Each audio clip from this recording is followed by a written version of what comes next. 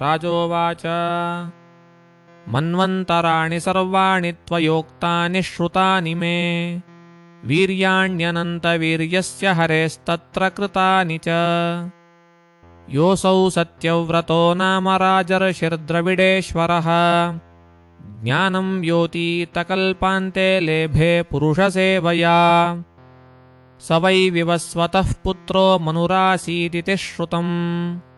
त्वया तस्य सुताः प्रोक्ता इक्ष्वाकुप्रमुखा नृपाः तेषां वंशं पृथग् ब्रह्मन् वंशानुचरितानि च कीर्तयस्व महाभागनित्यं शुश्रूषतां हिनः ये भूता ये भविष्याश्च भवन्त्यद्यतनाश्च ये तेषान्नः पुण्यकीर्तीनां सर्वेषां वद विक्रमान्। सूत उवाच एवं परीक्षिता राज्ञा सदसि ब्रह्मवादिनां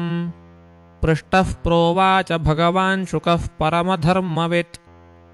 श्रीशुक उवाच श्रूयतां मानवो वंशः संक्षेपेण परन्तप न शक्यते विस्तरतो वक्तुं वर्षशतैरपि परावरेषां भूतानामात्मा यः पुरुषः परः स एवासीदिदं विश्वं कल्पान्तेऽन्यन्न किञ्चन तस्य नाभेरुदस्तात् स पद्मकोशो हिरण्मयः तस्मिन् जज्ञे महाराज स्वयंभूश्चतुराननः मरीचिर्मानसस्तस्य जज्ञे तस्यापि कश्यपः दाक्षायण्यान्ततोदित्यां विवस्वानभवत्सुतः ततो मनुश्राद्धदेवः संज्ञायामास भारत श्रद्धायाञ्जनयामास दशपुत्रान् स आत्मवान् इक्ष्वाकुनुगशर्यातिदिष्टधृष्टकरूषकान् नरिष्यन्तं वृषध्रं च नाभागं च नभं विभुम् अप्रजस्य मनोः पूर्वं वसिष्ठो भगवान् किल मित्रावरुणयोरिष्टिं प्रजार्थमकरोद्विभुः तत्र श्रद्धा मनोः पत्नी होतारं समयाचत दुहित्रर्थमुपागम्य प्रणिपत्यपयोव्रता प्रेषितोध्वर्युणा होता दध्यौ तत्सुसमाहितः गृहीते तेन हविषिवषट्कारं गृणन् द्विजः होतुस्तद्व्यभिचारेण कन्येला नाम सा भवत् तां विलोक्य मनुः प्राहनातिः हृष्टमना गुरुम् भगवन् किमिदं जातं कर्म वो ब्रह्मवादिनां विपरीतमहो कष्टं मैवं स्याद्ब्रह्मविक्रिया यूयं मन्त्रविदो युक्तास्तपसा दग्धकिल्बिषाः कुतः सङ्कल्पवैषम्यमनृतं विबुधेष्विव तन्निशम्य वचस्तस्य भगवान् प्रपितामहः होतुर्व्यतिक्रमं ज्ञात्वा बभाषे रविनन्दनम् एतत्सङ्कल्पवैषम्यं होतुस्ते व्यभिचारतः तथापि साधयिष्येऽहं सुप्रजास्त्वं स्वतेजसा एवं व्यवसितो राजन् भगवान् स महायशाः अस्तौषीदादिपुरुषमिलायाः पुंस्त्वकाम्यया तस्मै कामवरं तुष्टो भगवान् हरिरीश्वरः ददाविलाभवत्तेन सुद्युम्नः पुरुषर्षभः स एकदा महाराज विचरन् मृगयां वने वृतः कतिपयामात्यैरश्वमारुह्य सैन्धवम् प्रगृह्य रुचिरं चापं शरांश्च परमाद्भुतान् दंशितोऽनुमृगं वीरो जगामदिशमुत्तराम् सुकुमारवनं मेरोरधस्तात् प्रविवेशः यत्रास्ते भगवान् शम्भूरममाणः सहोमया तस्मिन् प्रविष्ट एवासौ सुद्युम्नः परवीरः अपश्यत् स्त्रियमात्मानमश्वं च वडवान् नृप तथा तदनुगाः सर्व आत्मलिङ्गविपर्ययम् दृष्ट्वा विमनसो भूवन् वीक्ष्यमाणाः परस्परम् राजोवाच कथमेवं गुणो देशः केन वा भगवन् कृतः प्रश्नमेनं समाचक्ष्वपरं कौतूहलं हि नः। श्रीशुक उवाच एकदा गिरिशं द्रष्टुमृषयस्तत्र सुव्रताः दिशो वितिमिराभासा कुर्वन्तस्तमुपागमन्। तान् विलोक्याम्बिका देवी विवस्त्रा व्रीडिता भृशम् भर्तुरङ्कात् समुत्थाय नीवीमाश्वत्थपर्यधात्। ऋषयोऽपि तयोर्वीक्ष्य प्रसङ्गं रममाणयोः निवृत्ताः प्रययुस्तस्मान्नरनारायणाश्रमम्। तदैवं भगवानाह प्रियायाः प्रियकाम्यया स्थानं यः प्रविशेदेतत् स वै योषिद्भवेदिति। तत ऊर्ध्वं वनं तद्वै पुरुषा वर्जयन्ति हि स चानुचरसंयुक्तो विचचारवनाद्वनम्। अथ तामाश्रमाभ्यासे चरन्तीं प्रमदोत्तमाम् स्त्रीभिः परिवृतां वीक्ष्य चकमे भगवान् बुधः। सापि तञ्चकमे सुभ्रूः सोमराजसुतं पतिम् स तस्याञ्जनयामास पुरूरवसमात्मजम्। एवं स्त्री त्वमनुप्राप्तः सुद्युम्नो मानवो नृपः सस्मारस्वकुलाचार्यं वसिष्ठमिति शुश्रुम। स तस्य तान् दशान् दृष्ट्वा कृपया भृशपीडितः सुद्युम्नस्याशयन् पुंस्त्वमुपाधावत शङ्करम्। तुष्टः स तस्मै भगवान् ऋषये प्रीतिमावहन्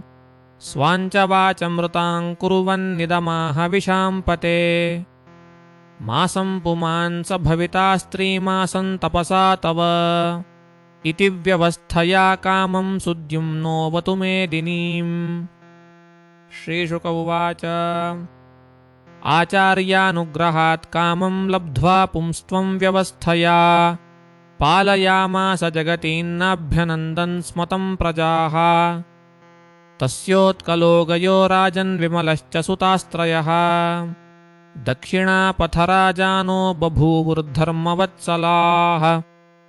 ततः परिणतः काले प्रतिष्ठानपतिः प्रभुः पुरूरवस उत्सृज्यगां पुत्राय गतो वनम्। श्रीशुक उवाच एवं गतेऽथ सुद्युम्ने मनुर्वैवस्वतः सुते पुत्रकामस्तपस्तेऽपे यमुनायां शतं समाः।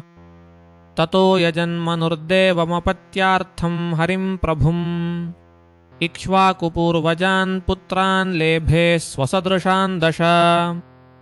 वृषध्रस्तु मनोः पुत्रो गोपालो गुरुणा कृतः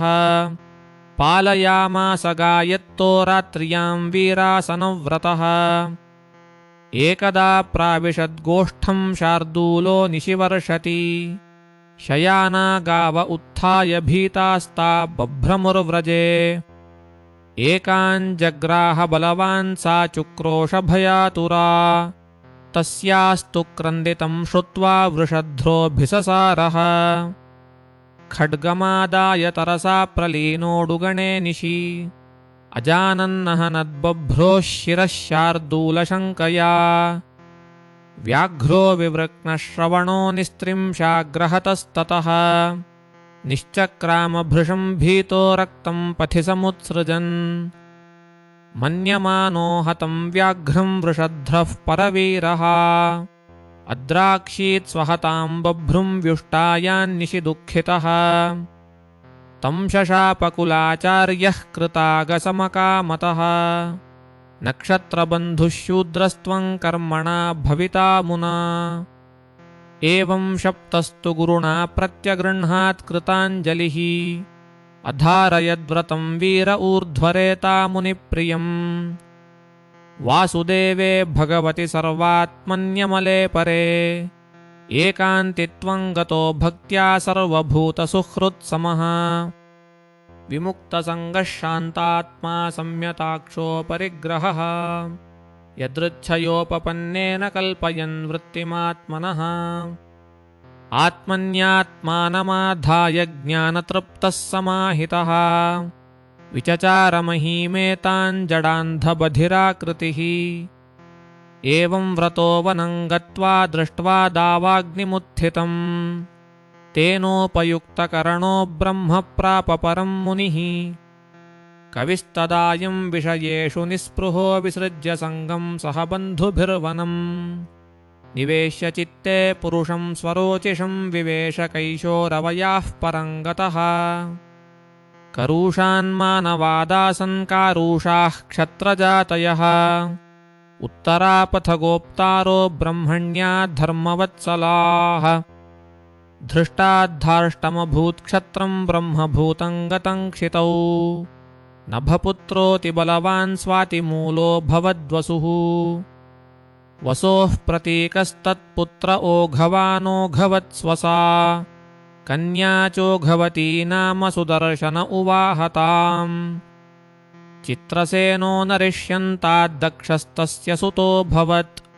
तस्य मीढ्वांस्ततः कूर्च इन्द्रसेनस्तु तत्सुतः वीतिहोत्रस्त्विन्द्रसेनात्तस्य सत्यश्रवा अभूत् उरुश्रवाः सुतस्तस्य देवदत्तस्ततोऽभवत् देवदत्तस्य भगवानग्निः स्वयमभूत्सुतः कानीन इति विख्यातो जातूकण्यो महान् ऋषिः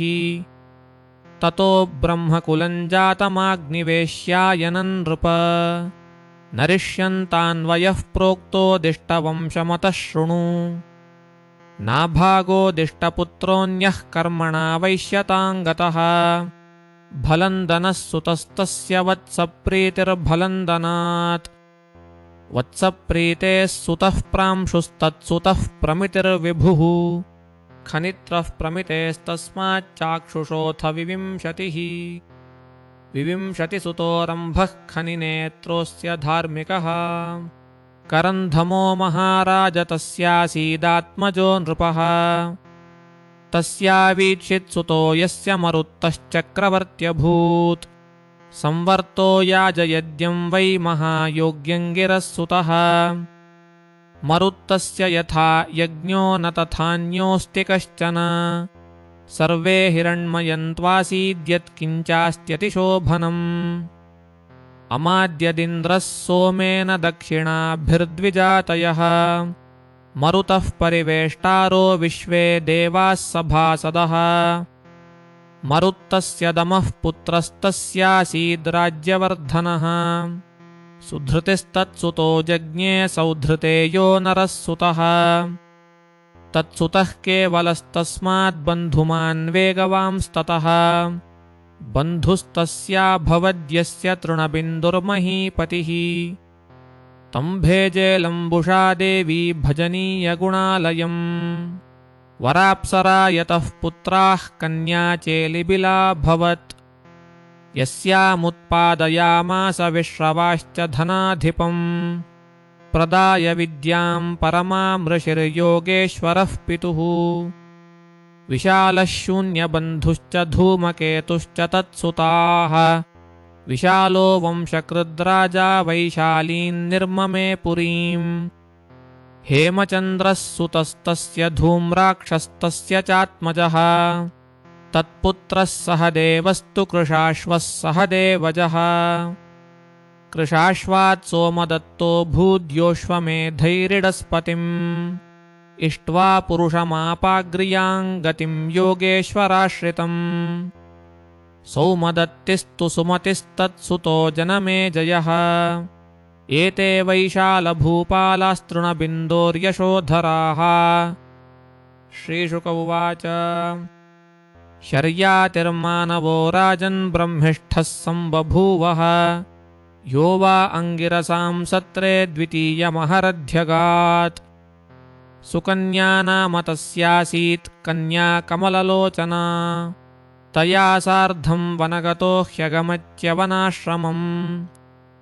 सा सखीभिः परिवृता विचिन्वन्त्यङ्घ्रिपान् वने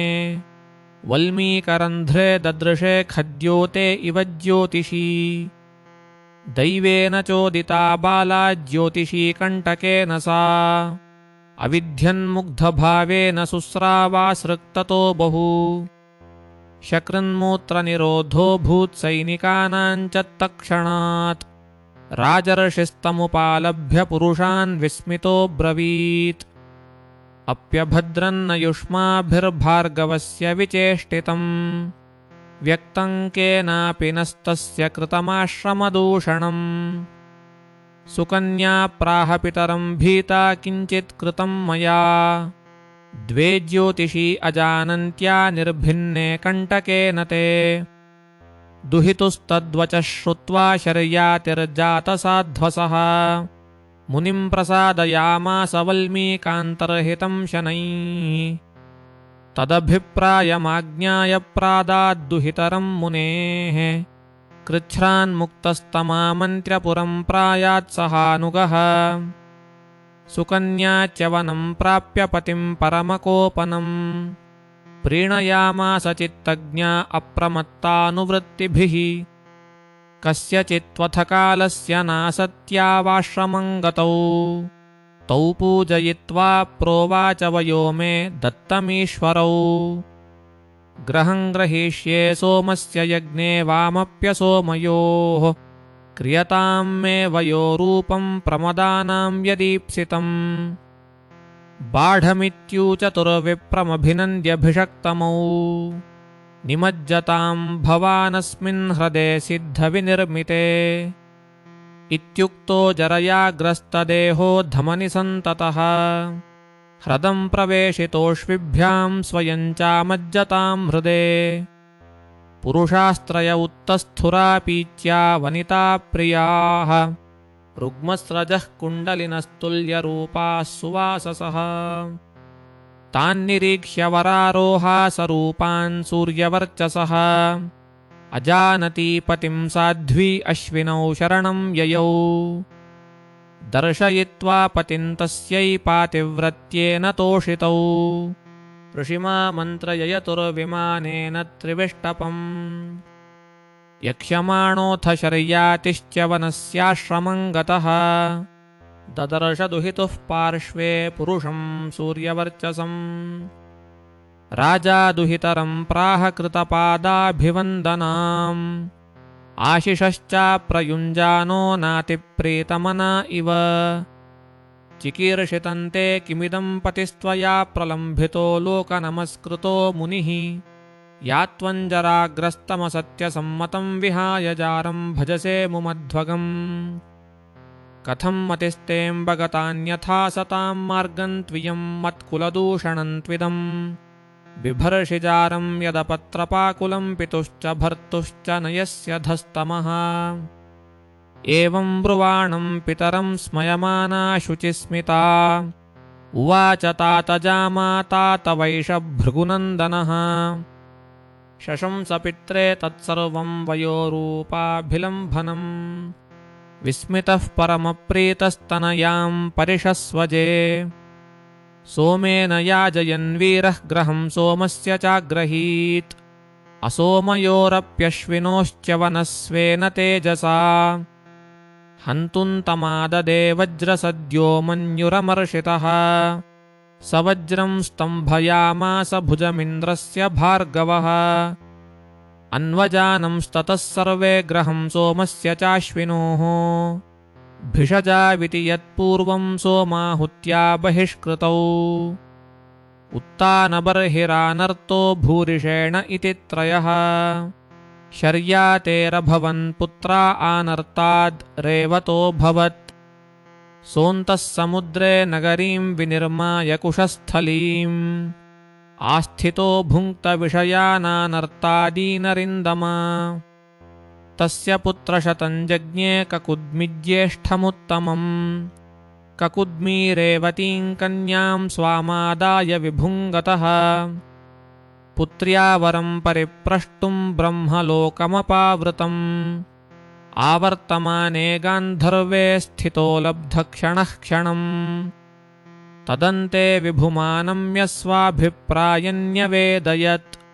तच्छ्रुत्वा भगवान् ब्रह्मा प्रहस्य तमुवाचः अहो राजन्निरुद्धास्ते कालेन हृदि ये कृताः तत्पुत्रपौत्रनप्तॄणां गोत्राणि च न शृण्महे मुहूर्तं शृण्वतो श्राव्यं प्रतियातस्य ते नघ कालो यातस्त्रिनवभिश्चतुर्युगविकल्पितः तद्गच्छ देवदेवांशो बलदेवो महाबलः कन्यारत्नमिदं राजन्नररत्नाय देहि भो भुवो भारावताराय भगवान् भूतभावनः अवतीर्णो निजांशेन पुण्यश्रवणकीर्तनः इत्यादिष्टोऽभिवन्द्याजन्नृपस्वपुरमागतः त्यक्तां पुण्यजनत्रासाद् भ्रातृभिर्दिक्ष्वस्थितैः सुतान् दत्त्वा नवद्याङ्गीं बलाय बलशालिने बदर्याख्यं ययौ राजा तप्तुन्नारायणाश्रमम्। श्रीशुक उवाच नाभागोऽन्यस्ततः प्राज्ञो यं मत्वा भ्रातरः कविम् यविष्ठं व्यभजन्दायं ब्रह्मचारिणमाहसः भ्रातरो भाङ्क्त किं मह्यं भजान पितरं तव किं म आर्यास्तता भाङ्क्षुर्मा पुत्रक तदा दृथाः इमहङ्गिरसः सत्रमासतेऽद्य सुमेधसः षष्ठमुपेत्याहः कवे मुह्यन्ति कर्मणि तांस्त्वं शंसय सूक्ते द्वे वैश्वदेवे महात्मनः ते स्वर्यन्तो धनं सत्रपरिशेषितमात्मनः दास्यन्ति ते थतान् गच्छ तथा स कृतवान् यथा तस्मै दत्त्वा ययुस्वर्गन्ते सत्रपरिवेषणम् तं कश्चित् स्वीकरिष्यन्तं पुरुषः कृष्णदर्शनः उवाचोत्तरतोऽभ्येत्य ममेदं वास्तवं वसु ममेदमृषिभिर्दत्तमिति तर्हि स्म मानव स्यान्नौ ते पितरिप्रश्नः सगतः पितरं तथा यज्ञवास्तु गतं सर्वमुच्छिष्टमृषयः क्वचित् चक्रुर्हि भागं रुद्राय स देवः सर्वमर्हति नाभागस्तं प्रणम्याहतवेश किल वास्तुगम् इत्याह मे पिता ब्रह्मन् शिरसा त्वां प्रसादये यत्ते पिता वदद्धर्मं त्वञ्च सत्यं प्रभाषसे ददामि ते मन्त्रदृशो ज्ञानं ब्रह्म सनातनम् गृहाणद्रविणं दत्तं यत्सत्रपरिवेशितम् इत्युक्त्वान्तर्हितो रुद्रो भगवान् भक्तवत्सलः य एतत् संस्मरेत् प्रातः सायं च सुसमाहितः कविर्भवति मन्त्रज्ञो गतिं चैव तथात्मनः। श्रीशुक उवाच नाभागादम्बरीशो भून्महाभागवतः कृती नास्पृशद्ब्रह्मशापोऽपि चक्रप्रतिहतः क्वचित्। राजोवाच भगवन् श्रोतुमिच्छामि राजर्षेस्तस्य धीमतः न प्राभूद्यत्र निर्मुक्तो ब्रह्मदण्डो दुरत्ययः। श्रीशुक उवाच अम्बरीशो महाभागः सप्तद्वीपवतीं महीम् अव्ययाञ्च श्रियं लब्ध्वा विभवं चातुलं भुवि मेनेति दुर्लभं पुंसां सर्वं तत्स्वप्नसम्मितम् विद्वान् विभवनिर्वाणं तमो विशति यत्पुमान् वासुदेवे भगवति तद्भक्तेषु च साधुषु प्राप्तो भावं परं विश्वं येनेदं लोष्ठवत् स्मृतम् स वै मनः कृष्णपदारविन्दयोर्वचांसि वैकुण्ठगुणानुवर्णने करो हरेर्मन्दिरमार्जनादिषु श्रुतिं चकाराच्युतसत्कथोदये मुकुन्दलिङ्गालयदर्शने दृशौ तद्भृत्यगात्रस्पर्शेऽङ्गसङ्गम् घ्राणं च तत्पादसरोजसौरभश्रीमत्तुलस्यां रसनान्तदर्पिते पादौ हरेः क्षेत्रपदानुसर्पणे शिरो हृषीकेशपदाभिवन्दने कामं तु दास्येन तु कामकाम्यया तथोत्तमश्लोकजनाश्रयां रतिम् एवं सदा कर्मकलापमात्मनः परे धियज्ञे भगवत्यधोक्षजे सर्वात्मभावं विदधन्महीमिमान् तन्निष्ठविप्राभिहितः शशासः ईजेष्वमेधैरधियज्ञमीश्वरं महाविभूत्योपचिताङ्गदक्षिणैः ततैर्वसिष्ठासितगौतमादिभिर्विद्वानभिस्रोतमसौ सरस्वतीम् यस्य क्रतुषु गीर्वाणैः सदस्या ऋत्विजो जनाः तुल्यरूपाश्चानिमिषा व्यदृश्यन्त सुवाससः स्वर्गो न प्रार्थितो यस्य मनुजैरमरप्रियः शृण्वद्भिरुपगायद्भिरुत्तमश्लोकचेष्टितम् समृद्धा यस्य नो कामाः स्वाराज्यपरिभाविताः दुर्लभा अपि सिद्धानां मुकुन्दं हृदि पश्यतः स इत्थं भक्तियोगेन तपोयुक्तेन पार्थिव स्वधर्मेण हरिं प्रीणन् सङ्गान् सर्वाञ्छनैर्जहौ गृहेषु दारेषु सुतेषु बन्धुषु द्विपोत्तमस्यन्दनवाजिपत्तिषु अक्षय्यरत्नाभरणायुधादिष्वनन्तकोशेष्वकरोदसन्मतिम् तस्मा अदाद्धरिश्चक्रं प्रत्यनीकभयावहम् एकान्तभक्तियोगेन प्रीतो भूत्वाभिरक्षणम् आरिराधयिषु कृष्णं महिष्यातुल्यशीलया युक्तः संवत्सरं वीरो दधारद्वादशीव्रतम् व्रतान्ते कार्तिके मासि त्रिरात्रं समुपोषितः स्नातः कदाचित् कालिन्द्यां हरिं मधुवनेऽर्चयत् महाभिषेकविधिना सर्वोपस्करसम्पदा अभिषिच्य वराकल्पैर्गन्धमाल्यार्हणादिभिः तद्गतान्तरभावेन पूजयामास केशवम् ब्राह्मणाश्च महाभागान् सिद्धार्थानपि भक्तितः गवां रुक्मविषाणीनां रूप्याङ्घ्रीणां सुवाससां पयःशीलवयोरूपवत्सोपस्करसम्पदाम् प्राहिणोत्साधुविप्रेभ्यो गृहेषु न्यर्बुदानि षट् भोजयित्वा द्विजानग्रे स्वाद्वन्नं गुणवत्तरम् लब्धकामैरनुज्ञातः पारणायोपचक्रमे तस्य तर्ह्यतिथिः साक्षाद्दुर्वासा भगवानभूत् तमानर्चातिथिं भूयः प्रत्युत्थानासनार्हणैः ययाचेभ्यवहाराय पादमूलमुपागतः प्रतिनन्द्य स तद्याञ्चां कर्तुमावश्यकं गतः निममज्जबृहध्यायन् कालिन्दीसलिले शुचौ मुहूर्तार्धावशिष्टायां द्वादश्यां पारणं प्रति चिन्तयामास धर्मज्ञो द्विजैस्तद्धर्मसङ्कटे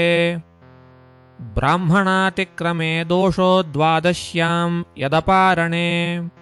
यत्कृत्वा साधु मे भूयादधर्मो वा न मां स्पृशेत् अम्भसा केवलेनाद्य करिष्ये व्रतपारणम् आहुरभक्षणं विप्राह्यशितं च यत् इत्यपः प्राश्य राजर्षिश्चिन्तयन्मनसाच्युतम् प्रत्याचष्टकुरुश्रेष्ठद्विजागमनमेव सः दुर्वासा यमुनाकूलात् कृतावश्यक आगतः राज्ञाभिच्छन्दितस्तस्य बुबुधे चेष्टितं धिया मन्युना प्रचलद्गात्रो भुकुटीकुटिलाननः बुभुक्षितश्च सुतरां कृताञ्जलिमभाषत अहो अस्य नृशंसस्य श्रियोन्मत्तस्य पश्यत धर्मव्यतिक्रमं विष्णोरभक्तस्येष्टमानिनः यो मामतिथिमायातमातिथ्येन निमन्त्र्य च अदत्वा भुक्तवांस्तस्य सद्यस्ते दर्शये फलम् एवं ब्रुवाण उत्कृत्य जटां रोषविदीपितः तया स निर्ममे तस्मै कृत्यां कालानलोपमाम् तामापतन्तीं ज्वलतीमसि हस्तां पदाभुवम् वेपयन्तीं समुद्वीक्ष्य न चचालपदा नृपः आदिष्टं भक्तरक्षायां पुरुषेण महात्मना ददाह कृत्यान् तच्चक्रं क्रुद्धा हिमिव पावकः तदभिद्रवदुद्वीक्ष्य स्वप्रयासं च निष्फलम् दुर्वासा दुद्रुवे भीतो दिक्षु प्राणपरीप्सया तमन्वधावद्भगवद्रथाङ्गन्दावाग्निरुद्भूतशिखो यथाहिम् तथानुषक्तं मुनिरीक्षमाणो गुहां विविक्षुः प्रससारमेरोः दिशो न भक्ष्मां विवरान् समुद्राल्लोकान् सपालांस्त्रिदिवङ्गतः सः यतो यतो धावति तत्र तत्र सुदर्शनं दुष्प्रसहं ददर्श अलब्धनाथः स यदा कुतश्चित् सन्त्रस्तचित्तो रणमेषमाणः देवं विरिञ्चं समगाद्विधातस्त्राह्यात्मयोने जिततेजसो माम् श्रीब्रह्मोवाच स्थानं मदीयं सह विश्वमेतत्क्रीडावसाने द्विपरार्धसंज्ञे भ्रूभङ्गमात्रेण हि सन्धिधक्षोः कालात्मनः पश्यति को भविष्यत् अहं भवो दक्षभृगुप्रधानाः प्रजेशभूतेशसुरेशमुख्याः सर्वे वयं यन्नियमं प्रपन्ना मूर्ध्नार्पितं लोकहितं वहामः श्रीशुक उवाच प्रत्याख्यातो विरिञ्चेन विष्णुचक्रोपतापितः दुर्वासाः शरणं यातः शर्वं कैलासवासिनम् श्रीशङ्कर उवाच वयन्न तातप्रभवाम भूम्नो भवन्ति काले न भवन्ति हीदृशाः यस्मिन् परेण्येऽप्यजजीवकोशाः सहस्रशो यत्र वयं भ्रमामः अहं सनत्कुमारश्च नारदो भगवानजः कपिलोपान्ततरमा देवलो धर्म आसुरिः मरीचिप्रमुखाश्चान्ये सिद्धेशाः पारदर्शिनः विदामन वयं सर्वे यन्मायां माययावृताः तस्य विश्वेश्वरस्येदं शस्त्रं दुर्विषहं हिनः तमेव शरणं याहि हरिस्तेषं विधास्यति ततो निराशो दुर्वासाः पदं भगवतो ययौ विकुण्ठाख्यं यदध्यास्ते श्रीनिवासः श्रियासः सन्दह्यमानो जितशस्त्रवह्निना तत्पादमूले पतितः स वेपथुः आहाच्युतानन्तसदीप्सितप्रभो कृतागसं मामव विश्वभावना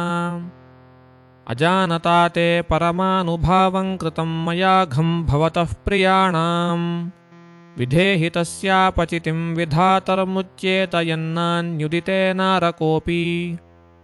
श्रीभगवानुवाच अहं भक्तपराधीनो ह्यस्वतन्त्र इव द्विज साधुभिर्ग्रस्तहृदयो भक्तैर्भक्तजनप्रियः नाहमात्मानमाशासे मद्भक्तैः साधुभिर्विना श्रियञ्चात्यन्तिकीं ब्रह्मन् येषां गतिरहं परा ये दारागारपुत्रादीन् प्राणान् वित्तमिदं परम् हित्वा मां शरणं याताः कथन्तांस्त्यक्तुमुत्सहे मयि निर्बद्धहृदयाः साधवः समदर्शिनः वशीकुर्वन्ति मां भक्त्या सत्स्त्रियः सत्पतिं यथा मत्सेवया प्रदिष्टं च सालोक्यादिचतुष्टयम् नेच्छन्ति सेवया पूर्णाः कुतोऽन्यत्कालविप्लुतम्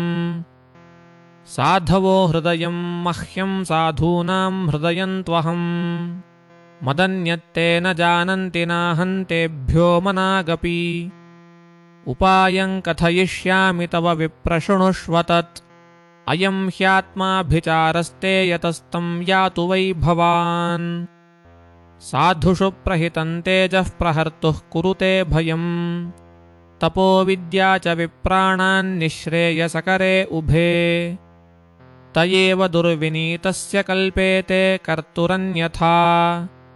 ब्रह्मस्तद्गच्छ भद्रन्ते नाभागतनयन् नृपम् क्षमापय महाभागं ततः शान्तिर्भविष्यति श्रीशुक उवाच एवं भगवतादिष्टो दुर्वासाश्चक्रतापितः अम्बरीशमुपावृत्य तत्पादौ दुःखितो ग्रहीत् तस्य तद्व्यसनं वीक्ष्य पादस्पर्शविलज्जितः अस्तावीत्तद्धरेरस्त्रं कृपया पीडितो भृशम् अम्बरीश उवाच त्वमग्निर्भगवान् सूर्यस्त्वं सोमो ज्योतिषां पतिः त्वमापस्त्वं क्षितिर्व्योमवायुमात्रेन्द्रियाणि च सुदर्शन नमस्तुभ्यं सहस्राराच्युतप्रिय सर्वास्त्रघातिन् विप्राय स्वस्ति भूयादिडस्पते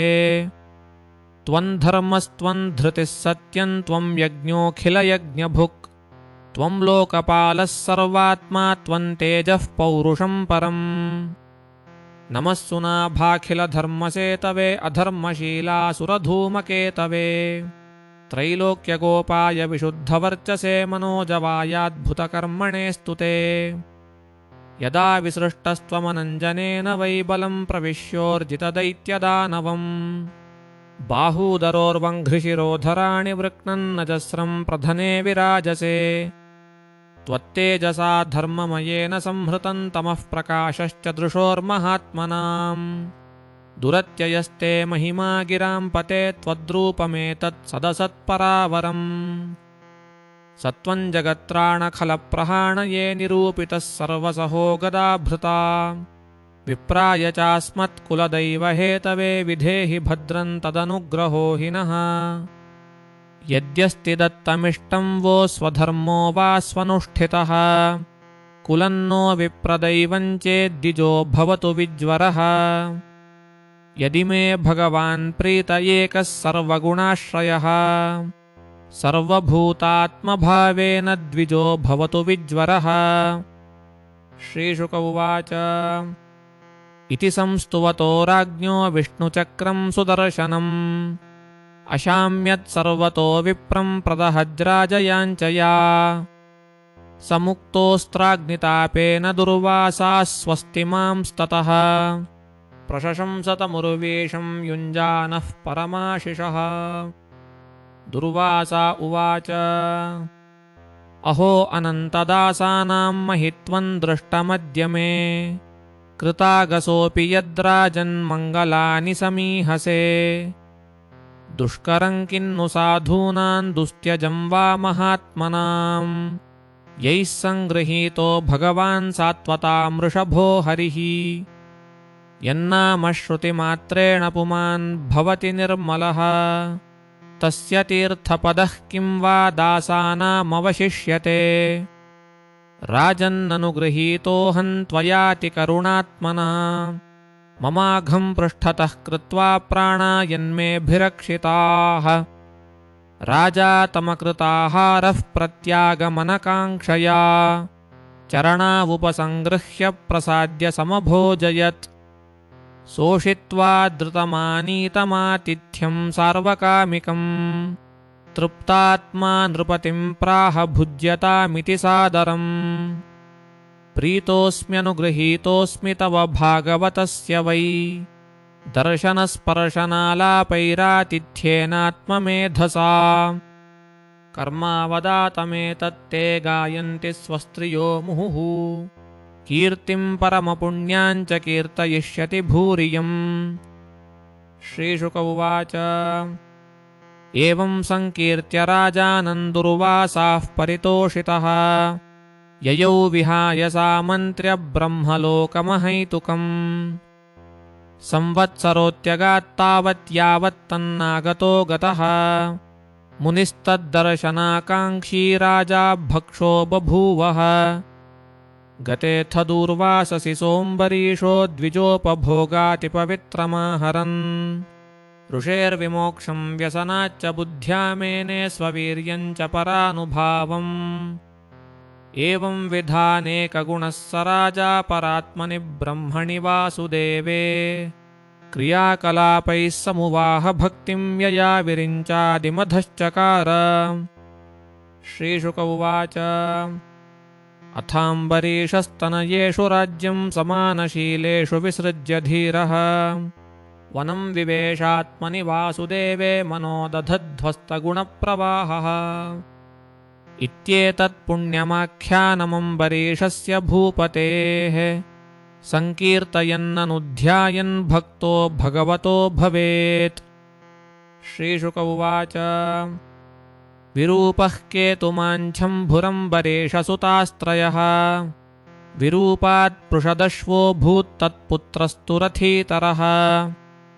रथीतरस्य प्रजस्य भार्यायान्तन्तवेर्थितः अंगिरा जनयामास ब्रह्मवर्चस्विनः सुतान्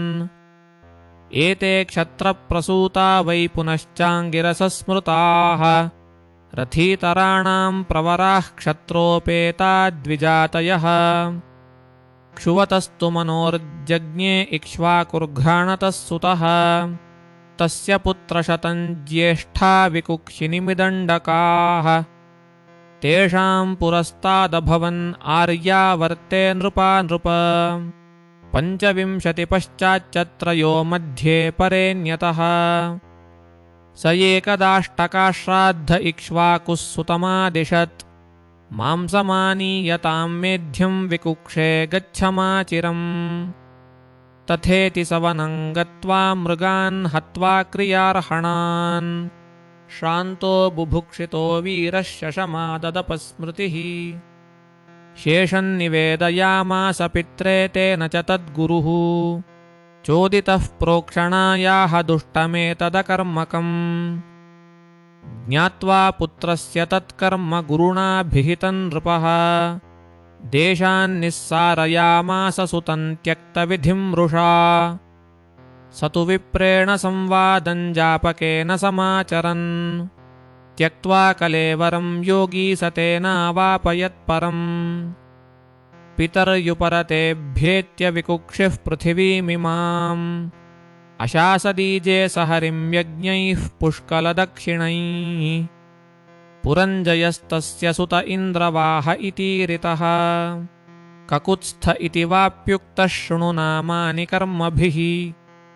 कृतान्त आसीत् समरे देवानां सह दानवैः पार्ष्णिग्राहो वृतो वीरो देवैर्दैत्यपराजितैः वचनाद्देवदेवस्य विष्णोर्विश्वात्मनः प्रभोः वाहनत्वे वृतस्तस्य बभूवेन्द्रो महावृषः ससन्नद्धो धनुर्दिव्यमादाय विशिखांशितान् स्तूयमानस्तमारुह्य युयुत्सुः ककुदिस्थितः तेजसा व्यापितो विष्णोः पुरुषस्य परात्मनः प्रतीच्यान् दिशि दैत्यानान्यरुणत्रिदशैः पुरम् तैस्तस्य ह्यभवद्राजन् सङ्ग्रामो रोमहर्षणः यमाय भल्लैरनयद्दैत्यान् ये युयुधुर्मृधे तस्येषु पाताभिमुखं युगान्ताग्निमिवोल्बणम् विसृज्य दुद्रुवुर्दैत्या हन्यमानाः स्वमालयम् जित्वा पुरन्धनं सर्वं सश्रीकं वज्रपाणये प्रत्ययच्छत्सराजर्षिरिति नामभिराहुतः पुरञ्जयस्य पुत्रो भूदनेनास्तत्सुतः पृथुः विश्वगन्धिस्ततश्चन्द्रो युवनाश्वस्तु तत्सुतः शावस्तिस्तत्सुतो येन शावस्ती निर्मिता पुरी बृहदश्वस्तु शावस्तेस्ततः कुवलयाश्वकः यः प्रियार्थमुदङ्कस्य धुन्धुनामासुरं बली सुतानामेकविंशत्या सहस्रैरहनद्वृतः धुन्धुमार इति ख्यातस्तत्सुतास्ते प्रजज्वलुः धुन्धोर्मुखाग्निना सर्वे त्रय एवावशेषिताः दृढाश्वः कपिलाश्वश्च भद्राश्व इति भारत दृढाश्वपुत्रो हर्यश्वो निकुम्भस्तत्सुतः स्मृतः बर्हणाश्वो निकुम्भस्य कृशाश्वोऽथास्य सेनजित् युवनाश्वो भवत्तस्य सोनपत्यो वनं गतः भार्याशतेन निर्विण्णऋषयोऽस्य कृपालवः इष्टिं स्म वर्तयाञ्चक्रुरैन्द्रीन्ते सुसमाहिताः राजा तद्यज्ञसदनं प्रविष्टो निशितर्षितः दृष्ट्वा शयानान् विप्रांस्तान् पपौ मन्त्रजलं स्वयम्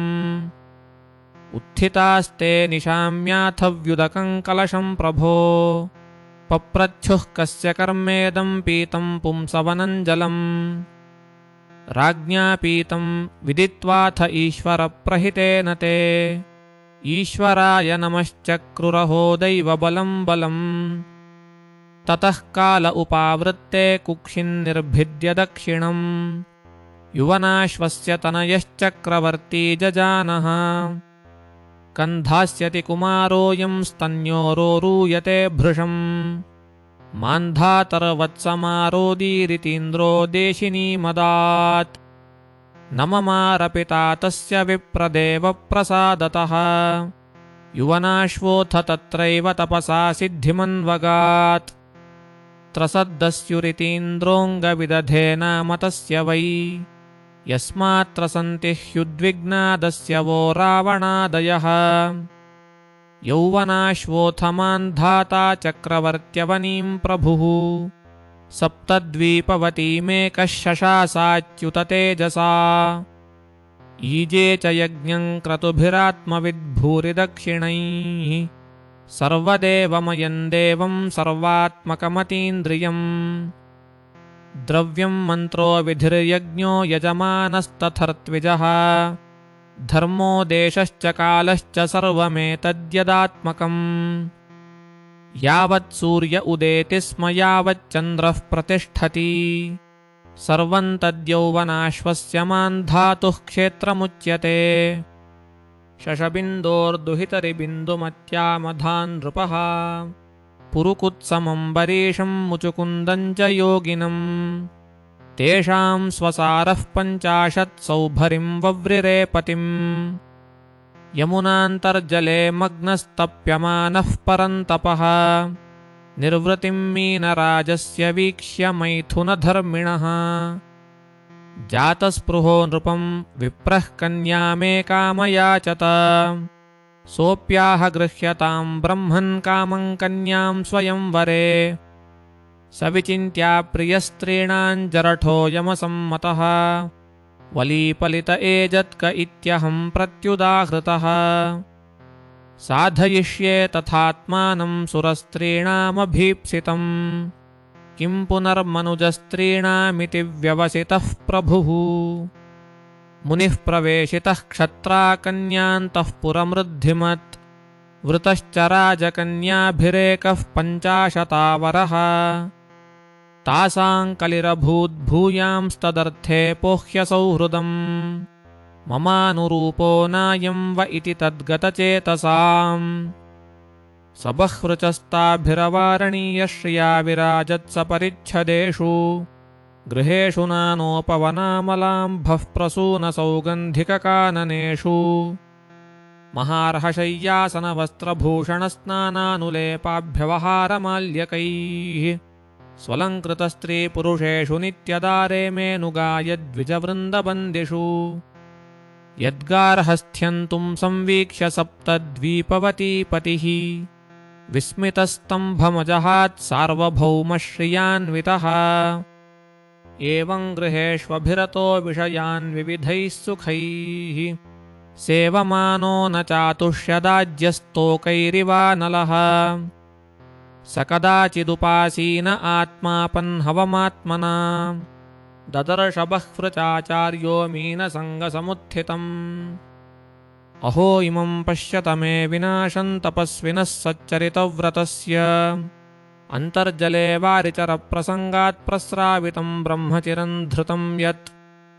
सङ्गं त्यजेत मिथुनव्रजिनान् मुमुक्षुः सर्वात्मना न विसृजेत् बहिरिन्द्रियाणि एकश्चरन् रहसि चित्तमनन्त ईशे युञ्जीत तद्रतिषु साधुषु चेत्प्रसङ्गः एकस्तपस्व्यहमथाम्भसि मत्स्यसङ्गात् 50 सुतपञ्चसहस्रसङ्गः नान्तं व्रजाम्युभयकृत्य मनोरथानां मायागुणैर्हृतमतिर्विषयेऽर्थभावः एवं वसङ्गृहे कालं विरक्तोऽन्यासमाश्रितः वनं जगामानुययुस्तत्पत्न्यः पतिदेवताः तत्र तप्त्वा तपस्तीक्ष्णमात्मकर्षणमात्मवेत् सहैवाग्निभिरात्मानं योज परमात्मनि तास्वपत्युर्महाराजनिरीक्ष्याध्यात्मिकीं गतिम् अन्वीयुस्तत्प्रभावेण शान्तमग्निमिवार्चिषः मान्धातृपुत्रप्रवरो योऽम्बरीषः प्रकीर्तितः मातामहेन प्रवृतो युवनाश्वस्तु तत्सुतः हरितस्तस्य पुत्रो भून्मान् धातृप्रवरा इमे नर्मदा भ्रातृभिर्दत्ता पुरुकुत्साय चोरगैः तया रसातलन्नीतो भुजगेन्द्रप्रयुक्तया गन्धर्वांसोऽवधीत्तत्र वध्र्यश्वान् विष्णुशक्तिधृक् नागाल्लब्धवरः सर्पादभयं स्मरतामिमम् त्रसद्दस्युः पौरुकुत्सो योऽनरण्यस्य देहकृत् हर्यश्वस्तत्सुतस्तस्मादरुणोऽथ त्रिबन्धुरः तस्य सत्यव्रतः पुत्रस्त्रिशङ्कुरिति विश्रुतः प्राप्तश्चण्डालतां शापाद्गुरोः कौशिकतेजसा सशरीरो गतः स्वर्गमद्यापि दिवि दृश्यते पतितोर्वाक्षिरादेवैस्तेनैव स्तम्भितो बलात् त्रैशङ्कवो हरिश्चन्द्रो विश्वामित्रवसिष्ठयोः यन्निमित्तमभूद्युद्धं पक्षिणोर्बहुवार्षिकम् सोनपत्यो विषण्णात्मा नारदस्योपदेशतः वरुणं शरणं यातः पुत्रो मे जायतां प्रभो यदि वीरो महाराज तेनैव त्वां यजे इति तथेति वरुणेनोक्ते पुत्रो जातस्तु रोहितः जातः सुतो ह्यनेनाङ्गमां यजस्वेति सोऽब्रवीत् यदा पशुर्निर्दशः स्यादथ मेध्यो भवेदिति निर्दशे च समागत्य यजस्वेत्याह सोऽब्रवीत् दन्ताः पशोर्यज्जायेरन्नथ मेध्यो भवेदिति जाता दन्ता यजस्वेति स प्रत्याहाथ सोऽब्रवीत् यदा पतन्त्यस्य दन्ता अथ मेध्यो भवेदिति पशोर्निपतिता दन्ता यजस्वेत्याह सोऽब्रवीत् यदा पशोः पुनर्दन्ता जायन्तेऽथ पशुः शुचिः पुनर्जाता यजस्वेति स प्रत्याहाथ सोऽब्रवीत् सान्नाहुको यदा राजन् राजन्योऽथ पशुः शुचिः इति पुत्रानुरागेण स्नेहयन्त्रितचेतसा कालं वञ्चयता तन्तमुक्तो देवस्तमैक्षत रोहितस्तदभिज्ञाय पितुः कर्म चिकीर्षितम् प्राणप्रेप्सुर्धनुष्पाणिररण्यं प्रत्यपद्यत पितरं वरुणग्रस्तं श्रुत्वा जातमहोदरम् रोहितो ग्राममेयायतमिन्द्रः प्रत्यषेधत भूमेः पर्यटनं पुण्यं तीर्थक्षेत्रनिषेवणैः रोहितायादिशच्छक्रः सोऽप्यरण्ये चरत्समाः एवं द्वितीये तृतीये चतुर्थे पञ्चमे तथा अभ्येत्याभ्येत्यस्थविरो विप्रो भूत्वाह वृत्रः षष्ठं संवत्सरं तत्र चरित्वा रोहितः पुरीम् उपव्रजन्नजीगर्तादक्रीणान्मध्यमं सुतम् शुनश्येपं पशुं पित्रे प्रदाय समवन्दत ततः पुरुषमेधेन हरिश्चन्द्रो महायशाः मुक्तोदरो यजन् देवान् वरुणादीन् महाक्रतौ विश्वामित्रो भवत्तस्मिन् होताध्वर्युरथात्मवान् जमदग्निरभूद्ब्रह्मा वसिष्ठो यास्य सामगः तस्मै तुष्टो ददाविन्द्रः शातकुम्भमयं रथम् शुनश्येपस्य माहात्म्यमुपरिष्टात् प्रचक्ष्यते सत्यसारं धृतिं दृष्ट्वा स भार्यस्य च भूपतेः विश्वामित्रो भृशं प्रीतो ददाव विहतां गतिम् मनः पृथिव्यान्तामद्भिस्तेजसाम्भोनिलेन तत् खेवायुन्धारयंस्तञ्च शब्दादौ तन्महात्मनि तस्मिन् ज्ञानकलान् ध्यात्वा तया ज्ञानं विनिर्दहन् हित्वा तां स्वेन भावेन निर्वाणसुखसंविदा अनिर्देश्या प्रतर्केण तस्थौ विध्वस्तबन्धनः। श्रीशुक उवाच हरितो रोहितादासीच्चम्पस्तस्माद्विनिर्मिता चम्पापुरी सुदेवोतो विजयो यस्य चात्मजः तरुकस्तत्सुतस्तस्माद्वृकस्तस्यापि बाहुकः सूरिभिर्हृतराज्यस्तु सभार्यो वनमाविशत् वृद्धं तं पञ्चतां प्राप्तं महिष्यनुमरिष्यति और्वेण जानतात्मानं प्रजावन्तन्निवारिता आज्ञायास्यै सपत्नीभिर्गरो दत्तोऽत्र साहसः सह तेनैव सञ्जातः सगराख्यो महायशाः सगरश्चक्रवर्त्यासीत् सागरो यत्सुतैः कृतः यस्तालजङ्घान् यवनाञ्छकान् हैहयबर्बरान् नावधीत् गुरुवाक्येन चक्रे विकृतवेषिणः मुण्डान् श्मश्रुधरान् कांश्चिन्मुक्तकेशार्धमुण्डितान् अनन्तर्वाससः कांश्चिदबहिर्वाससोपरान् सोऽश्वमेधैरयजत् सर्ववेदसुरात्मकम् और्वोपदिष्टयोगेन हरिमात्मानमीश्वरम् तस्योत्सृष्टं पशुं यज्ञे जहाराश्वं पुरन्दरः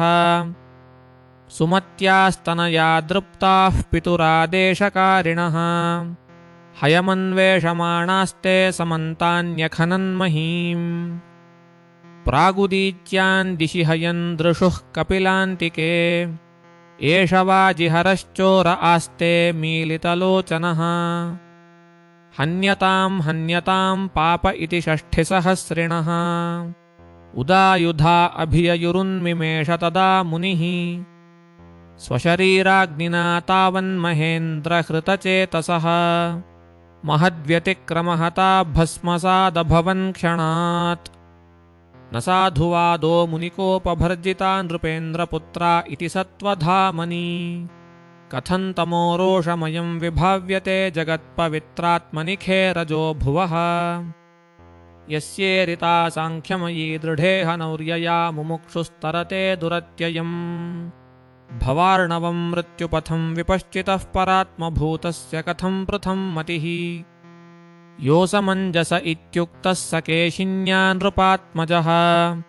तस्य पुत्रोऽंशुमान्नाम्ना पितामहहिते रतः असमञ्जस आत्मानं दर्शयन्नसमञ्जसम् जातिस्मरः पुरा सङ्गाद्योगी योगाद्विचालितः आचरन् गर्हितं लोके ज्ञातीनां कर्म विप्रियम् सरैवाङ्क्रीडतो बालान् प्रास्यदुद्वेजयञ्जनम्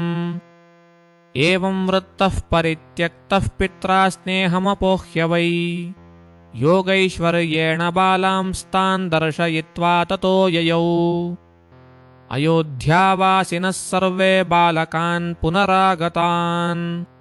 दृष्ट्वा विसिस्मिरे राजन् राजा चाप्यन्वतप्यत अंशुमाश्चोदितो राज्ञा तुरङ्गान्वेषणे ययौ पितृव्यखातानुपथं भस्मापि ददृशे हयम् तत्रासीनं मुनिं वीक्ष्य कपिलाख्यमधोक्षजम् अस्तौत्समाहितमनाः प्राञ्जलिः प्रणतो महान् अंशुमानुवाच न पश्यति त्वां परमात्मनो जनो न बुध्यतेऽद्यापि समाधियुक्तिभिः कुतो परे तस्य मनःशरीरविसर्गसृष्टावयवप्रकाशाः ये देहभाजस्त्रिगुणप्रधाना गुणान् विपश्यन्त्युत वा तमश्च यन्मायया मोहितचेतसस्ते विदुस्वसंस्थन्न बहिः प्रकाशाः तन्त्वामहं ज्ञानघनस्वभावं प्रध्वस्तमायामयभेदमोहैः सनन्दनाद्यैर्मुनिभिर्विभाव्यं कथं विमूढः परिभावयामि प्रशान्तमाया गुणकर्मलिङ्गमनामरूपं सदसद्विमुक्तम् ज्ञानोपदेशाय गृहीतलिङ्गं नमामहे त्वां पुरुषं पुराणम् यन्मायारचिते लोके वस्तुबुद्ध्या गृहादिषु भ्रमन्ति कामलोभेर्ष्यामोहविभ्रान्तचेतसः अद्य नः सर्वभूतात्मन् कामकर्मेन्द्रियाशयः मोहपाशो दृढच्छिन्नो भगवंस्तव दर्शनात् श्रीशुक उवाच इत्थं गीतानुभावस्तं भगवान् कपिलो मुनिः अंशुमन्तमुवाचेदमनुगृह्य धिया नृप श्रीभगवानुवाच अश्वो यन्नीयतां वत्स पिता महपशुस्तव इमे च पितरो दग्धा गङ्गाम्भोर्हन्ति नेतरत् तं परिक्रम्य शिरसा प्रसाद्य हयमानयत् सगरस्तेन पशुना क्रतुशेषं समापयत् राज्यमंशुमतेऽन्यस्य निःस्पृहो मुक्तबन्धनः और्वोपदिष्टमार्गेण लेभे गतिमनुत्तमाम् अंशुमाश्च तपस्तेपे गङ्गागमनकाम्यया कालं महान्तन्नाशक्नोत्ततः कालेन संस्थितः दिलीपस्तत्सुतः तद्वदशक्तः कालमेयिवान् भगीरथस्तस्य पुत्रस्तेपे स सुमहत्तपः दर्शयामास तं देवी प्रसन्ना वरदास्मिते इत्युक्तः स्वमभिप्रायं शशंसावनतो भृशम् गङ्गोवाच को विधारयिता वेगं पतन्त्या मे महीतले अन्यथा भूतलं भित्त्वा नृपयास्ये रसातलम् किञ्चाहं दुर्गतिं यास्ये नरामय्यामृजन्त्यघम् मृजामि तदघं क्रूरं राजंस्तत्र विविच्यताम् राजोवाच साधवो निराशिषः शान्ता ब्रह्मिष्ठा लोकपावनाः हरन्त्यघन्तेऽङ्गसङ्गाद्ये प्राप्ताः स्वहृदा हरिम् धारयिष्यति ते वेगं रुद्रस्त्वात्मा शरीरिणाम् यस्मिन्नोतमिदं प्रोतं विश्वं शाटीव तन्तुषु श्रीशुक उवाच इत्युक्त्वा स नृपो देवीं तपसा तोषयच्छिवम् कालेनाल्पीयसा चापि तस्येषः समतुष्यत तथेति राज्ञाभिहितः सर्वलोकहितः शिवः दधारावहितो गङ्गां पादपूतजलां हरेः भगीरथोऽपि राजर्षिर्निन्ये भुवनपावनीम् यत्र स्वपितॄणां देहा भस्मीभूता स्मशेरते रथेन वायुवेगेन प्रयान्तमनुधावति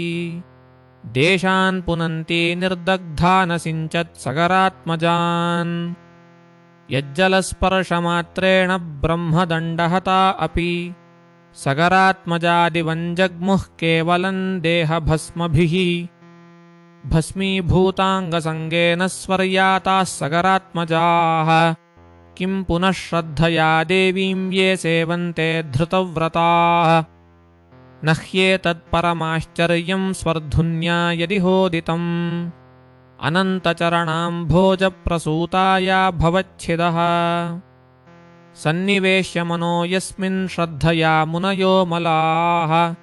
त्रैगुण्यं दुस्त्यजं हित्वा सद्यो यातास्तदात्मताम् श्रुतो भगीरथाज्जज्ञे तस्य नाभोपरोऽभवत्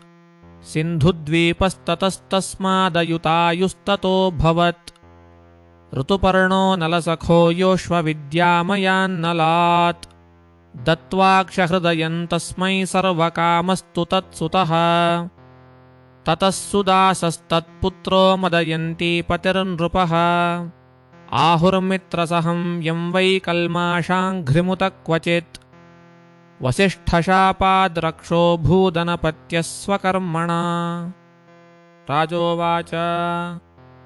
किन्निमित्तो गुरोः शापः सौदासस्य महात्मनः एतद्वेदितुमिच्छामः कथ्यतान्नरहो यदि श्रीशुक उवाच सौदासो मृगयां किञ्चिच्चरन् रक्षो जघानः मुमोच भ्रातरं सोऽथ गतः प्रतिचिकीर्षया सचिन्तयन्नघं राज्ञः सूदरूपधरो गृहे गुरवे भोक्तुकामाय पक्त्वा निन्ये नरामिषम् परिवेश्यमाणं भगवान् विलोक्या भक्ष्यमञ्जसा राजानमशपत्क्रुद्धो रक्षो ह्येवं भविष्यसि रक्षः कृतं तद्विदित्वा चक्रे 12 सोऽप्यपोञ्जलिना दाय गुरुं शप्तुं समुद्यतः वारितो मदयन्त्यापो रुषतीः पादयोर्जहौ दिशः खमवनीं सर्वां पश्यन् जीवमयीं नृपः राक्षसं भावमापन्नः पादे कल्माशतां गतः व्यवायकाले ददृशे वनौकौ दम्पती द्विजौ क्षुधार्तो जगृहे विप्रं तत्पत्न्याः कृतार्थवत् न भवान् राक्षसः साक्षादिक्ष्वाकूणां महारथः मदयन्त्याः पतिर्वीरनाधर्मं कर्तुमर्हसि देहि मे पत्यकामायास्त्वकृतार्थं पतिं द्विजम् देहोऽयं मानुषो राजन् पुरुषस्याखिलार्थदः तस्मादस्य वधो वीरसर्वार्थवध उच्यते एष हि ब्राह्मणो विद्वान् तपःशीलगुणान्वितः आरिराधयिषुर्ब्रह्म महापुरुषसंज्ञितम् सर्वभूतात्मभावेन भूतेष्वन्तर्हितं गुणैः सोऽयं ब्रह्मर्षिवर्यस्ते राजर्षिप्रवराद्विभोः कथमर्हति धर्मज्ञवधं पितुरिवात्मजः तस्य साधोरपापस्य भ्रूणस्य ब्रह्मवादिनः कथं वधं यथा बभ्रामन्यते सम्मतो भवान् यद्ययं क्रियते भक्ष्यस्तर्हि मां खादपूर्वतः न जीविष्ये विना येन क्षणं च मृतकं यथा एवं करुणभाषिण्या विलपन्त्या अनाथवत् व्याघ्रः पशुमिवाखादत्सौदासः शापमोहितः ब्राह्मणी वीक्ष्य भर्तारं पुरुषादेन भक्षितम् शोचन्त्यात्मानमुर्वीषमशपत् कुपिता सती यस्मान्मे भक्षितः पापकामार्तायाः पतिस्त्वया तवापि मृत्युरापाताद् अकृतप्रज्ञदर्शितः एवं मित्रसहं शप्त्वा पतिलोकपरायणा तदस्थीनि समिद्धेऽग्नौ प्रास्य भर्तुर्गतिं गता विशापो द्वादशाब्दान्ते मैथुनाय समुद्यतः विज्ञाय ब्राह्मणी शापं महिष्यासनिवारितः तत ऊर्ध्वं स तत्याजस्त्रीसुखं कर्मणा प्रजाम् वसिष्ठस्तदनुज्ञातो मदयन्त्यां प्रजामधात् सा वै सप्तसमागर्भमबिभ्रन्नव्यजायत जघ्नेश्मनोदरं तस्मात् सोष्मकस्तेन कथ्यते अश्मकान्मूलको जज्ञे यस्त्रीभिः परिरक्षितः नारीकवच इत्युक्तो निःक्षत्रे मूलकोऽभवत् ततो दशरथस्तस्मात् पुत्र ऐलबिलिस्मृतः राजा विश्वसहो यस्य खट्वाङ्गश्चक्रवर्त्यभूत् यो देवैरर्थितो दैत्यानवधीद्युधिदुर्जयान् राजा उवाच मुहूर्तमायुर्ज्ञात्वैत्यस्वपुरं सन्दधे मनः न मे ब्रह्मकुलात् प्राणाः कुलदैवान्न चात्मजाः न श्रियो न महीराज्यन्न दाराश्चातिवल्लभाः न बाल्येऽपि मतिर्मह्यमधर्मे रमते क्वचित् नापश्यमुत्तमश्लोकादन्यत्किञ्चन वस्त्वहम् देवैः कामवरो दत्तो मह्यं त्रिभुवनेश्वरैः न वृणेह्यवरं कर्म भूतभावनभावनाद् ये विक्षिप्तेन्द्रियधियो देवास्ते स्वहृदि स्थितम् न विदन्ति प्रियं शश्वदात्मानं किमुतापरे अथेषमायारचितेषु सङ्गं गुणेषु गन्धर्वपुरोपमेषु रूढं प्रकृत्यात्मनि विश्वभर्तुर्भावेन हित्वा तमहं प्रपद्ये इति व्यवसितो बुद्ध्या नारायणगृहीतया हित्वान्यभावमज्ञानं ततः स्वं भावमाश्रितः यत्तद्ब्रह्म परं सूक्ष्ममशून्यं शून्यकल्पितं भगवान् वासुदेवेति यं गृह्णन्ति हि सात्वताः शुक उवाच खट्वाङ्गाद्दीर्घबाहुश्च रघुस्तस्मात् पृथुश्रवाः अजस्तस्मान्महाराजस्तस्माद्दशरथोऽभवत्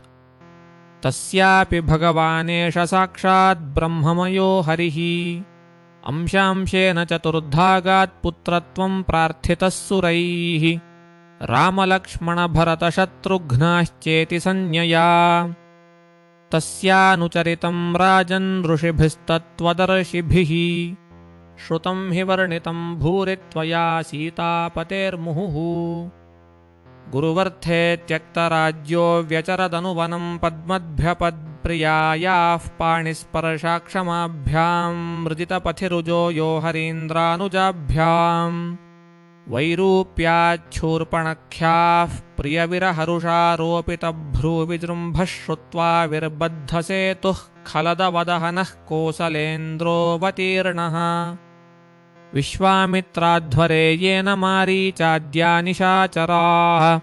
पश्यतो लक्ष्मणस्यैव हता नैऋतपुङ्गवाः यो लोकवीरसमितौ धनुरैषमुग्रं सीता स्वयंवरमुखे त्रिशतोपनेयम् आदाय बालगजलील इवेक्षुयष्टिं सज्जीकृतं नृपविकृष्य बभञ्जमध्ये जित्वात्मरूपगुणशीलवयोनुरूपां सीताभिधां श्रियमुरस्यभिलब्धमानाम् मार्गे व्रजन् भृगुपतेर्व्यनयत्प्ररूढं दर्पं महीं कृतवतो हतराजबीजाम् यः सत्यपाशपरिवीतपितुर्निदेशं स्त्रैणस्य चापि शिरसा जगृहे सभार्यः राज्यश्रियं प्रणयिनः सुहृदोऽधिवासं त्यक्त्वा ययौवनमसूनिव मुक्तसङ्गः रक्षस्वसुरव्यकृतरूपमशुद्धबुद्धेस्तस्याः खरत्रिशिरदूषणमुख्यबन्धून् जघ्ने 14सहस्रमवारणीयको दण्डपाणिरटमान उवास कृच्छ्रम् सीताकथाश्रवणदीपितः हृच्छयेन सृष्टं विलोक्य नृपते दशकन्धरेण जघ्ने कृतैण वपुषाश्रमतोपकृष्टो मारीचमाशु विशिखेन यथारिमुग्रः रक्षोधमेन वृकवद्विपिने समक्षं वैदेहराजदुहितुर्यपयापितायाम् भ्रात्रावने कृपणवत्प्रियया वियुक्तस्त्रीसङ्गिनामिति रतिं प्रथयंश्चचार दग्ध्वात्मकृत्य हतकृत्यमहन् कबन्धं सख्यं विधाय कपिभिर्दयिता गतिं तैः बुद्ध्वाथवालिनिहते प्रवगेन्द्रसैन्यैर्वेलामगात्समनुजोजभवार्चिताङ्घ्रिः यद्रोषतीव्रपरिवृत्तकटाक्षपातसम्भ्रान्तनक्रमकरो भयगीर्णघोषः सिन्धुः शिरस्यर्हणं परिगृह्य रूपी पादारविन्दमुपगम्य बभाषयेतत् तन्त्वा वयं जडधियो न विदाम भूमन् कूटस्थमादिपुरुषं जगतामधीशम्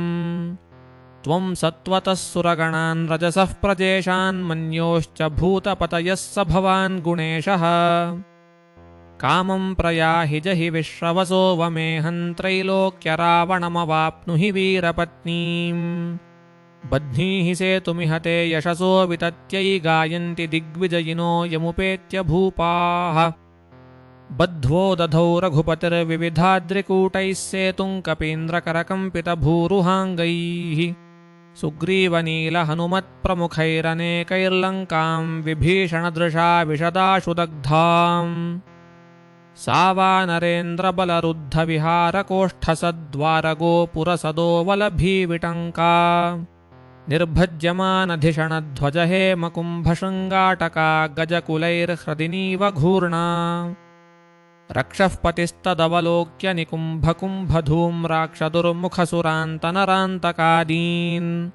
पुत्रान् प्रहस्तमतिकाय विकम्पनादीन् सर्वानुगान् समहिनोदथ कुम्भकर्णम् तां यातु धानप्रतनामसि शूलचापप्रासर्ष्टिशक्तिशरतो मरखड्गजुष्टाम् सुग्रीवलक्ष्मणमरुत्सुतगन्धमादनीलाङ्गदर्क्षपनसादिभिरन्वितो यात् तेनीकपारघुपतेरभिपत्य सर्वे द्वन्द्वं वरूथमिभपत्तिरथाश्वयोधम् जघ्नुर्द्रुमैर्गिरिगदेषुभिरङ्गदाद्याः सीताभिमर्शहतमङ्गलरावणेशम् रक्षः पतिः स्वबलनष्टिमवेक्ष्य रुष्ट आरुह्य यानकमथाभिससार रामम् स्वस्यन्दने द्युमतिमातलिनोपनीते बिभ्राजमानमहनन्निशितैः क्षुरप्रैः रामस्तमाह पुरुषादपुरेशयन्नः कान्तासमक्षमसतापहृता स्वयन्ते त्यक्तत्रपस्य फलमद्य जुगुप्सितस्य इच्छामि काल इव कर्तुमलङ्घ्यवीर्यः एवं क्षिपन् धनुषि सन्धितमुत्ससर्जबाणं सवज्रमिव तद्धृदयं बिभेद सोऽसृग्वमन् दशमुखैर्न्यपतद्विमानाधाहेति जल्पति सुकृतीव रक्षः ततो निष्क्रम्य लङ्काया यातु धान्यः सहस्रशः मण्डोदर्यासमन्तस्मिन् प्ररुदन्त्य उपाद्रवान् स्वान् स्वान् बन्धून् परित्यज्य लक्ष्मणेषुभिरर्दितान् रुरुदुः सुस्वरन् दीनाघ्नन्त्य आत्मानमात्मना हा हतास्म वयन्नाथ लोकरावण रावण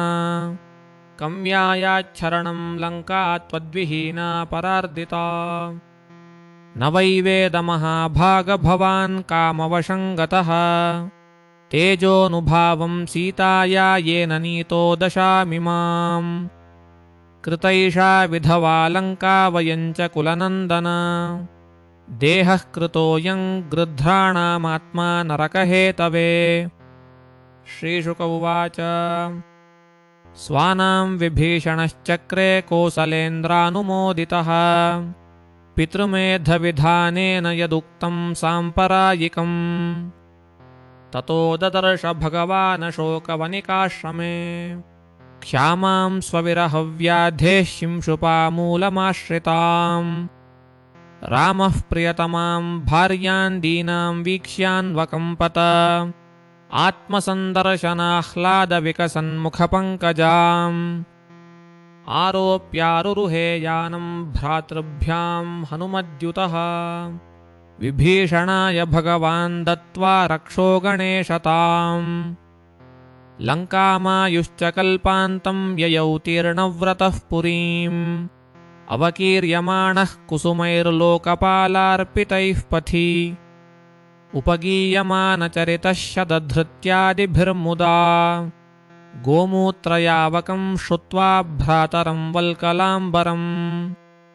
महाकारुणिकोतप्यज्जटिलं स्थण्डिलेशयम्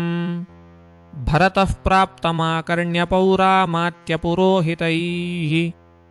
पादुके शिरसिन्यस्य रामं प्रत्युद्यतोऽग्रजम् नन्दिग्रामात् स्वशिबिराद्गीतवादित्रनिस्वनैः ब्रह्मघोषेण च मुहुः पठद्भिर्ब्रह्मवादिभिः स्वर्णकक्ष्यैर्गजैश्चापि हैमैश्चित्रध्वजैरथैः सदश्वैरुक्मसन्नाहैर्भटैः पुरटवर्मभिः श्रेणीभिर्वारमुख्याभिर्भृत्यैश्चागात्सदोद्यतैः पारमेष्ठ्यान्युपादाय भाण्डान्युच्चावचानि च पादयोर्न्यपतत्प्रेम्णा प्रक्लिन्नहृदये क्षणः पादुकेऽन्यस्य पुरतः प्राञ्जलिर्बाष्पलोचनः तमाश्लिष्य दृढन्दोर्भ्यां स्नापयन्नेत्रजैर्जलैः रामो लक्ष्मणसीताभ्यां विप्रेभ्यो यो भवंस्ततः तेभ्यः स्वयं नमश्चक्रे प्रजाभिश्च नमस्कृतः धुन्वन्त उत्तरासङ्गं पतिं वीक्ष्य चिरागतम् उत्तराः कोसलामाल्यैः किरन्तो न नृतुर्मुदा पादुके भरतो गृह्वाच्चामरव्यजनोत्तमे विभीषणः स सुग्रीवश्वेतच्छत्रं मरुत्सुतः धनुर्निषङ्गाञ्छत्रुघ्नः सीतातीर्थकमण्डलुम् अबिभ्रदङ्गदः खड्गं हैमञ्चर्मर्क्षराण्नृप पुष्पकस्थैर्वृतस्त्वेभिस्तूयमानश्च बन्दिभिः विरेजे भगवान् राजन् गृहैरिन्दुरिवोदितः भ्रातृभिर्नन्दितः सोऽपि सोत्सवां प्राविशत्पुरीम् प्रविश्य राजभवनं गुरुपत्नीश्च मातरम् गुरून् वयस्यावरजान् पूजितः प्रत्यपूजयत् वैदेही लक्ष्मणश्चैव यथा योग्यं प्रणेमतुः पुत्रांस्तन्मातरस्तावत् प्राणांस्तन्वैवोत्थिताः आरोप्याङ्केऽभिषिञ्चन्त्यो बाष्पौघैर्विजहुः शुचः जटा निर्मुच्य विधिवत् कुलवृद्धैः समं गुरुः अभ्यषिञ्चद्यथैवेन्द्रं चतुःसिन्धुजलादिभिः एवं कृतशिरस्नानः सुवासाः सदलङ्कृतः स्वलङ्कृतैः सुवासोभिर्भ्रातृभिर्भार्यया बभौ अग्रहीदासनं भ्रात्रा प्रणिपत्य प्रसादितः प्रजाः स्वधर्मनिरता वर्णाश्रमगुणान्विताः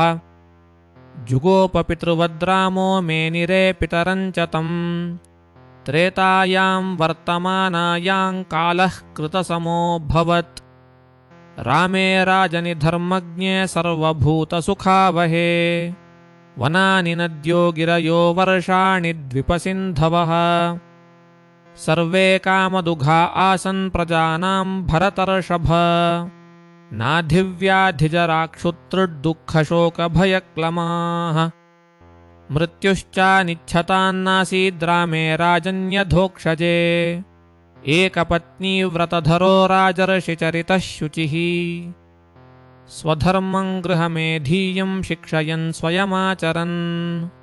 प्रेम्णानुवृत्त्या शीलेन प्रश्रया वनता सती भिया ह्रिया च भावज्ञा भर्तुः सीता हरन्मनः। श्रीशुक उवाच भगवानात्मनात्मानं राम उत्तमकल्पकैः सर्वदेवमयं देवमीज आचार्यवान्मखैः होत्रे ददाद्दिशं प्राचीं ब्रह्मणो दक्षिणां विभुः अध्वर्यवे प्रतीचीं च उदीचीं सामगायसः आचार्याय ददौ शेषा यावती भूस्तदन्तरा मन्यमान इदं कृत्स्नं ब्राह्मणोर्हति निःस्पृहः इत्यदात् स्वमलङ्कारं वासोऽभ्यामवशेषितः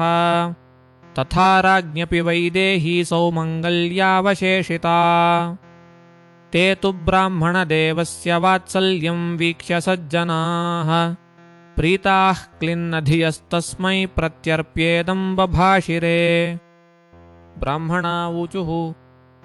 अप्रत्तन्नस्त्वया किन्नु भगवन् भुवनेश्वर यतोऽन्तर्हृदि संविश्य तमोहंसि स्वरोचिषा नमो ब्रह्मण्यदेवाय रामाय कुण्ठमेधसे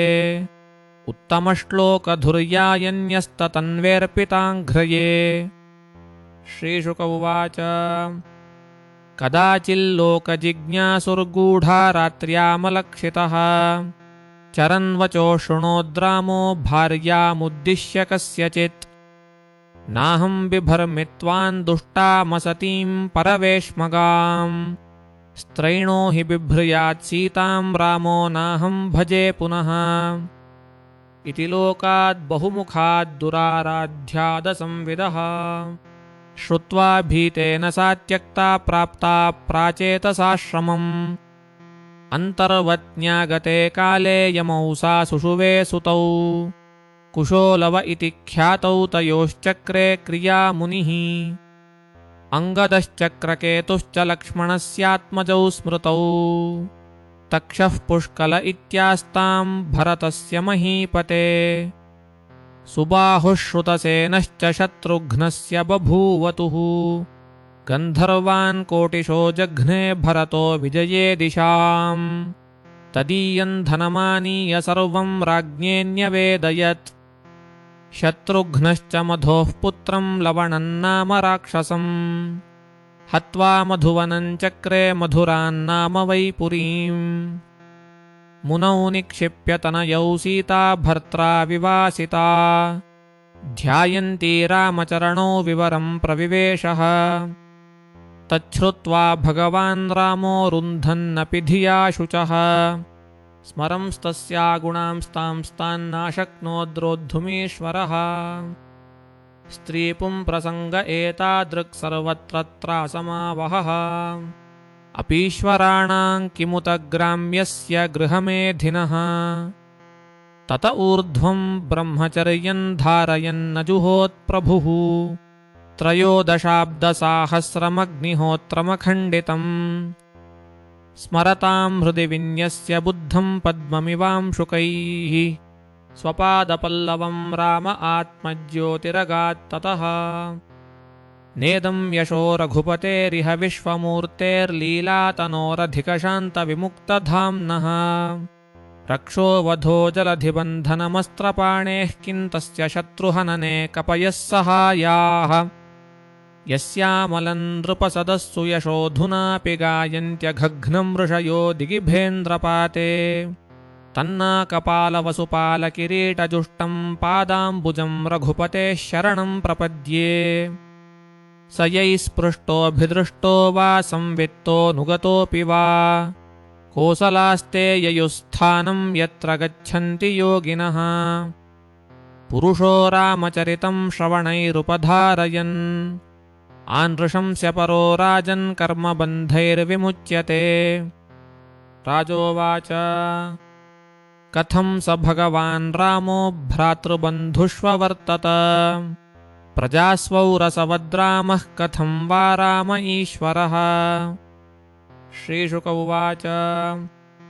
अथादिशद्दिग्विजये भ्रातॄंश्च त्रिदशेश्वरः आत्मानं दर्शयन् स्वानां पुरीमैक्षतसानुगः आसिक्तमार्गाङ्गन्धोदैः करिणां मदसीकरैः स्वामिनं प्राप्तमालोक्यमत्तां वासुतरामिव प्रासादगोपुरसभा चैत्यदेवगृहादिषु विन्यस्तहेमकलशैः पताकाभिश्च मण्डिताम् पूगैः सवृन्तैरम्भाभिः पालिकाभिः सुवाससाम् आदर्शैरंशुकैस्रग्भिः कृतकौतुकतोरणाम् तमुपेयुस्तत्र तत्र पौरा अर्हणपाणयः आशिषो युजुर्देव पाहि मां प्राक्त्वयोद्धृताम् तन्ताः प्रजावीक्ष्य पतिं चिरागतं दिदृक्षयोत्सृज्य गृहान् स्त्रियो नराः आरुह्य हर्म्याण्यरविन्दलोचनन्न तृप्तनेत्राः कुसुमैरवाकिरन् अथ प्रविष्टः स्वगृहं जुष्टं स्वैः पूर्वराजभिः अनन्तगृहकोषाढ्यमनर्घ्योरुपरिच्छदम्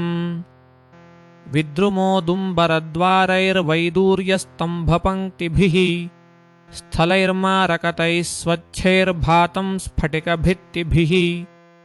चित्रस्रग्भिः पट्टिकाभिर्वासो मणिगणांशुभिः मुक्ताफलैश्चिदुल्लासैः कान्तकामोपपत्तिभिः धूपदीपैः सुरभिभिर्मण्डितैः पुष्पमण्डकैः स्त्रीपुंभिः सुरसङ्काशैर्जुष्टं भूषणभूषणैः तस्मिन् स भगवान् रामः स्निग्धया प्रिययेष्टया रेमे स्वारामचाराणां वृषभः सीतया सह बुभुजे च यथा कामं कामन् धर्ममपीडयन् वर्षपूगान् बहून् नॄणामभिध्येयाङ्घ्रिपल्लवः श्रीशुक उवाच कुशस्य चातिथिस्तस्मान्निषधस्तत्सुतो नभः पुण्डरीकोऽथ तत्पुत्रः क्षेमधन्वाभवत्ततः देवानीकस्ततो हीनः पारिपात्रश्च तत्सुतः ततो बलस्थलस्तस्माद्वज्रनाभोर्कसम्भवः खगणस्तत्सुतस्तस्माद्विधृतश्चाभवत्सुतः ततो हिरण्यनाभो भूद्योगाचार्यस्तु जैमिनेः शिष्यः सकलमध्यात्मं याज्ञवल्क्योऽध्यगाद्यतः योगं महोदयमृषिर्हृदयग्रन्थिभेदनम् पुष्यो हिरण्यनाभस्य ध्रुवसन्धिस्ततोऽभवत् सुदर्शनोऽथाग्निवर्णः शीघ्रस्तस्य मरुत्सुतः योऽसावास्ते योगसिद्धः कलापग्राममास्थितः कलेरन्ते सूर्यवंशं नष्टं भावयिता पुनः तस्मात्तु सुश्रुतस्तस्य सन्धिस्तस्यापि मर्षणः महस्वांस्तत्सुतस्तस्माद्विश्वसाह्वानजायत ततो बृहद्बलो यस्तु पित्रा ते समरे हतः एते हीक्ष्वाकुभूपाला अतीताः शृण्वनागतान् बृहद्बलस्य भविता पुत्रो नाम्ना बृहद्रणः उरुक्षयः सुतस्तस्य वसुप्रीतिर्भविष्यति प्रतिव्योमस्ततो भानुर्दिवार्को वाहिनीपतिः सह देवस्ततो भावी बृहदश्वोऽथ भानुमान् प्रतीकाश्वो भानुमतः सुप्रतीकोऽथ तत्सुतः भविता मरुदेवोऽथ सुनक्षत्रोऽथ रुक्षकः तस्यान्तरिक्षस्तत्पुत्रः सुतपास्तदमित्रजित् बृहद्भोजस्तु तस्यापि बर्हिस्तस्मात् कृतञ्जयः रणञ्जयस्तस्य सुतः सञ्जयो भविता ततः तस्माच्छक्तोऽथ शुद्धो दोलाङ्गलस्तत्सुतः स्मृतः ततः प्रसेनजित्तस्मात् क्षुद्रको भविता ततः कुणको भविता तस्मात् सुरथस्तनयस्ततः सुमित्रो नाम निष्ठान्तस्त्वेते बार्हद्बला नृपाः इक्ष्वाकूणामयं वंशः सुमित्रान्तो भविष्यति यतस्तं प्राप्य राजानं संस्थां प्राप्स्यति वै कलौ।